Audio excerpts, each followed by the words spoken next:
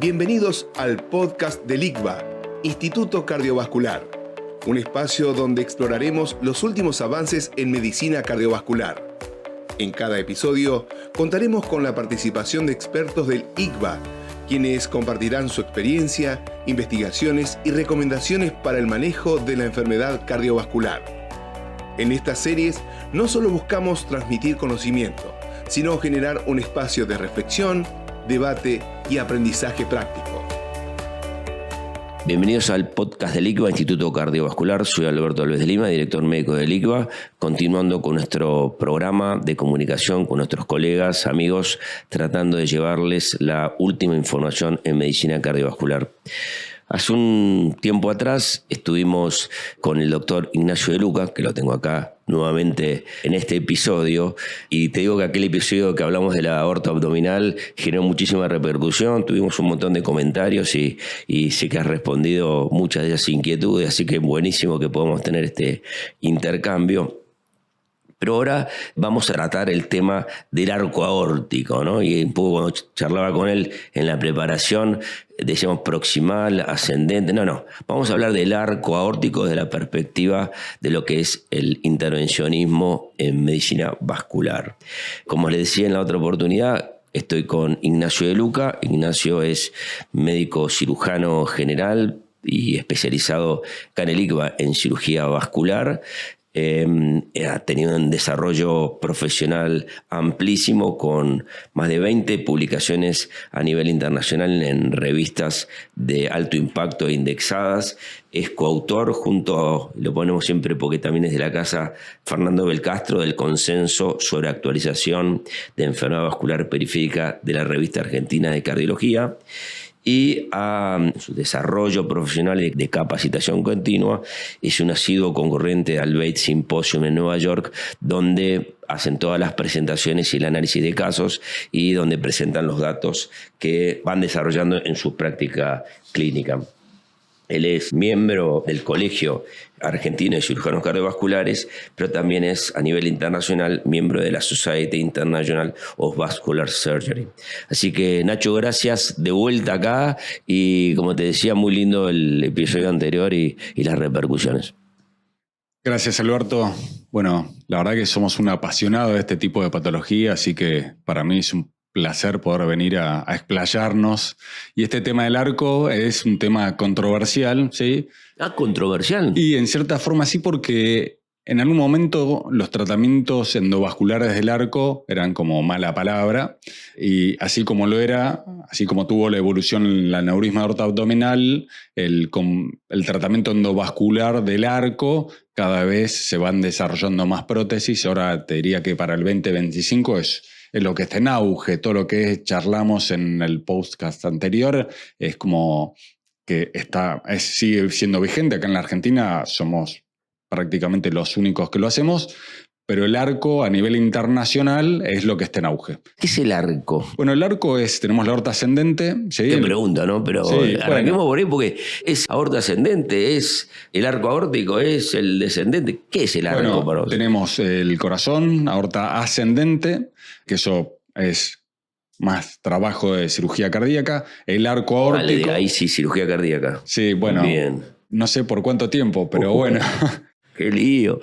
Bueno, la cosa es que tenemos la aorta ascendente, el arco, de donde sale el tronco brachiocefálico, carótida izquierda y la arteria subclavia izquierda, y lo que vendría a ser la aorta descendente. Así que nos vamos a concentrar en esa parte del arco. En la parte del medio, podríamos decirlo, que es el área, se podría decir, más controversial, porque quizá no tanto la irrigación de los brazos, sino que es la irrigación del cerebro a través de las dos carótidas, ¿sí? Es lo que hace que tenga más ruido este tipo de tratamiento. Bueno, para arrancar, ¿cuándo entras en acción?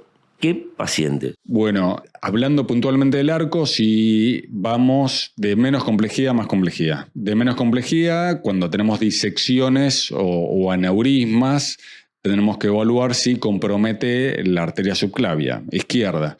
Si compromete la arteria subclavia izquierda, lo que hacíamos antes era un bypass carótido subclavio. Eso tiene cierto porcentaje de complicaciones técnicas por el hecho de que uno está instrumentando, hay que clampear la carótida, hacer un bypass a la subclavia y eso podría llegar a tener cierto... Te interrumpo. Estamos hablando de aneurisma o de disección. Estamos hablando de las dos cosas. ¿De las dos cosas? Sí, de las dos cosas para hablar del arco, ¿no? Bien. Muchas veces los aneurismas capaz que tienen cierto cuello o directamente comprometen lo que vendría a ser el arco. Es bastante amplio el abanico de tratamientos, pero lo vamos a tratar de resumir en estos 20 minutos. Buenísimo. Entonces vamos con el aneurisma en el arco. Sí, aneurisma. ¿Cuándo entonces? ¿Qué arco tenés que tener para...? Un aneurisma de arco mayor a 55 milímetros, uno quizá debería tratarlo. El tema es que, en ese punto quizás sí, nosotros, siendo un paciente joven sin intervenciones previas, nosotros no estaríamos para tratarlo, sino que lo haría más cirugía cardíaca, pero cuando el paciente ya tuvo un aneurisma de aorta ascendente, una disección y se dilata el arco, ahí es el punto de conflicto donde en el centro de aorta que tenemos con Fernando, Mariano Castelli y el resto, somos como 10 médicos que discutimos los casos, es donde nos podemos evaluar los riesgos de una reoperación de este tipo de pacientes. ¿Por qué? Porque ya está operado, hay que ver si estuvo operado de urgencia, si no estuvo operado de urgencia, eso implica diferentes tipos de accesos.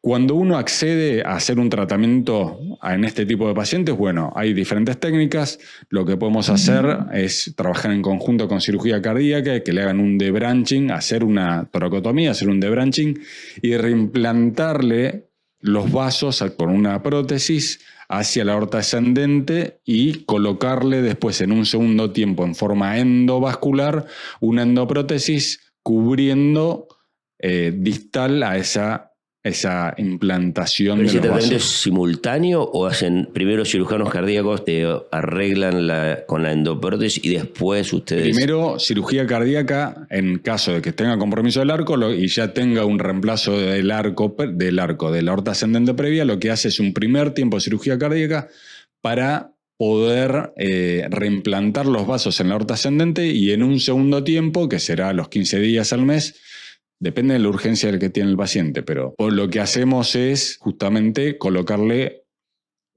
hacerle un tratamiento endovascular con prótesis de tórax, endoprótesis de tórax. Ese es en el caso de que el paciente puede aceptar una reintervención, ¿sí? En algunos casos ya tuvo una reintervención o dos reintervenciones, entonces ahí lo que vamos a hacer es utilizar prótesis o fenestradas, o con ramas, o customizadas, que son prótesis hechas a medida. Algo hablabas de las ramas, acá hay fenestradas también, hablaste de esto mucho en la aorta abdominal. Pero déjame aclarar una cosa. En la primera parte comentabas mucho de la intervención de cirugía cardíaca. Pero ¿hay alguna parte en cuando vos actúan directamente ustedes en primera tratamiento es directamente ya endovascular o hay que hacer este tratamiento? El tratamiento endovascular, si tiene compromiso de la arteria subclavia con un buen cuello distal a lo que vendría a ser la carótida izquierda, vamos directamente a tratarlo nosotros con una prótesis, con una rama hacia la arteria subclavia. Después hay otro tipo de prótesis, pero esto también es algo similar a los tratamientos fenestrados o customizados de la aorta abdominal. Son pacientes muy específicos, no es que están fuera de lo que vendría a ser las guías clínicas y uno adapta los tratamientos y los recursos que uno tiene para tratar este tipo de patología. Está claro que la primera indicación que es que si se puede operar en forma convencional, se va a operar en forma convencional, pero ya los pacientes vienen con antecedentes y podrían no llegar a tener ese tipo de acceso a hacerlos en forma convencional. Y ahí es donde actuamos nosotros, donde, de vuelta, hay prótesis con ramas y prótesis.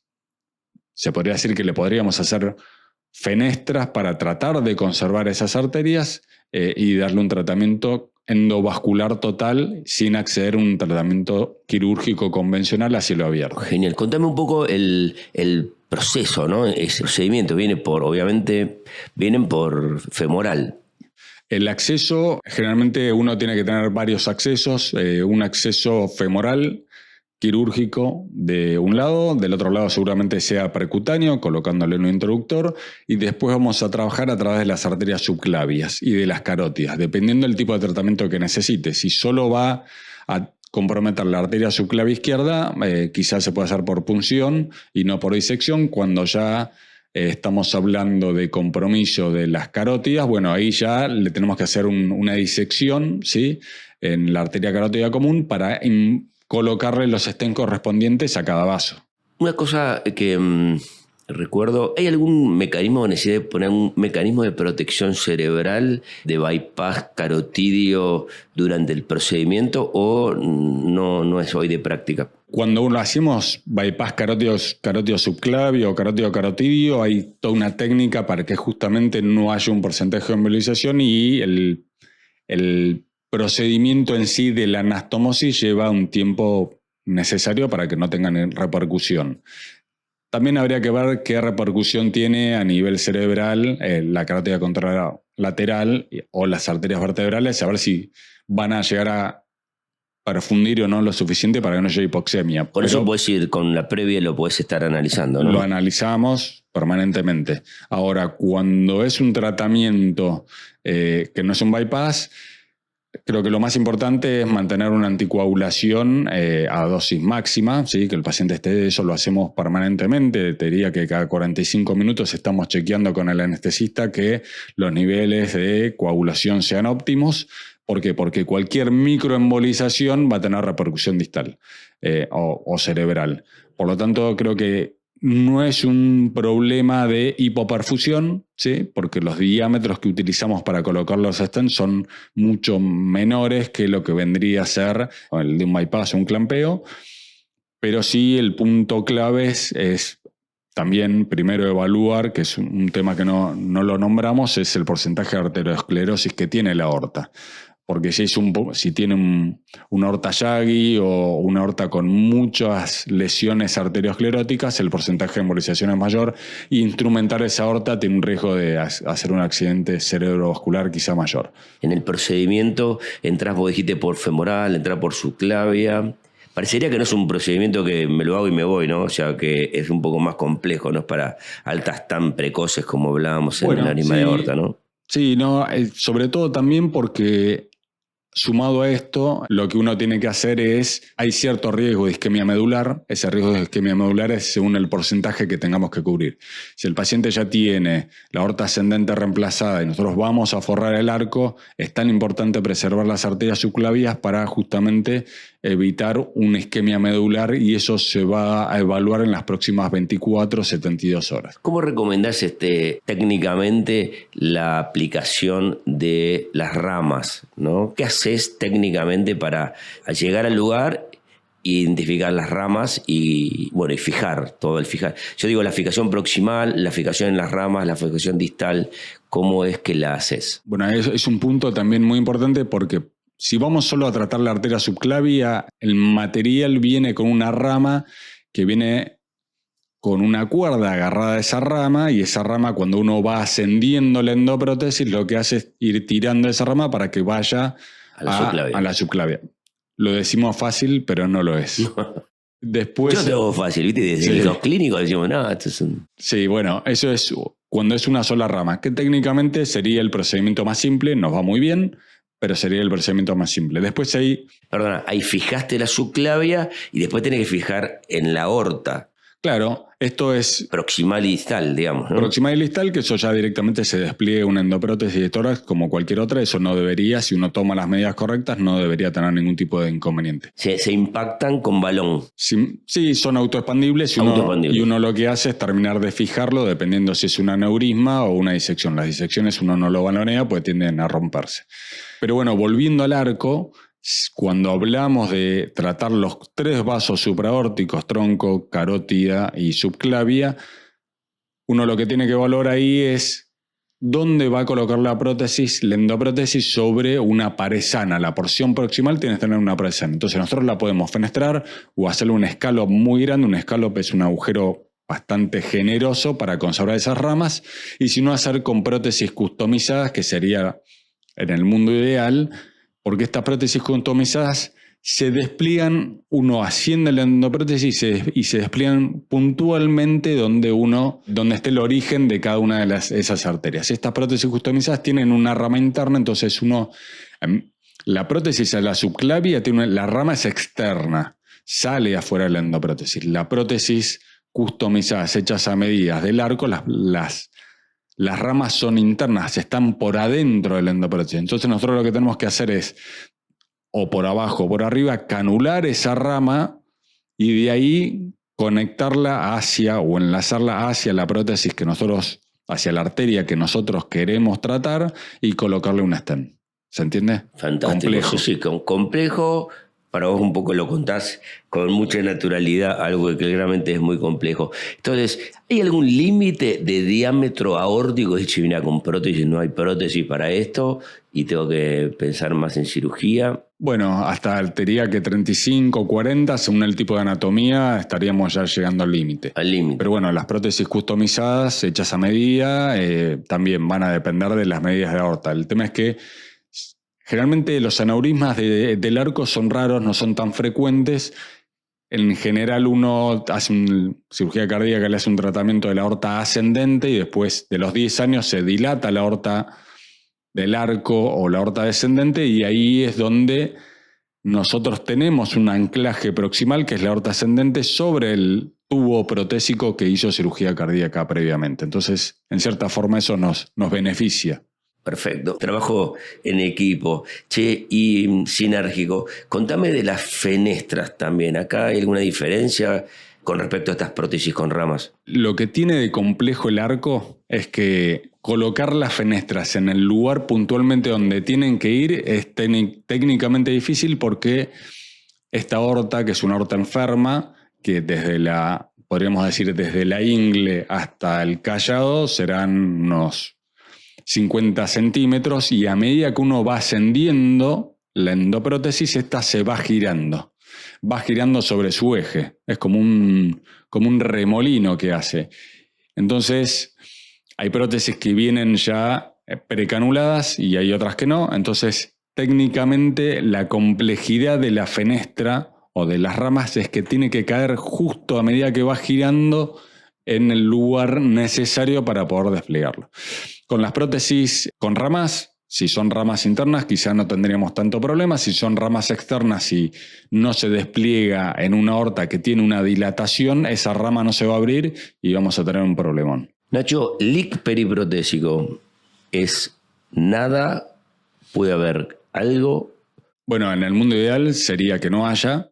Es el objetivo, es que no tengamos endoleaks. Apuntamos a eso, pero no está libre el procedimiento de no tenerlo. No, entiendo que pueden quedar, pero ¿pueden quedar y que vos lo vayas siguiendo o lo tenés que ir a arreglar siempre? Depende del tipo de endoleak, lo vamos a tener que tratar o no. Pero ahí estamos hablando del arco, quizá en la aorta abdominal. En el arco puede haber cierta filtración, supongamos que hay un endoleak.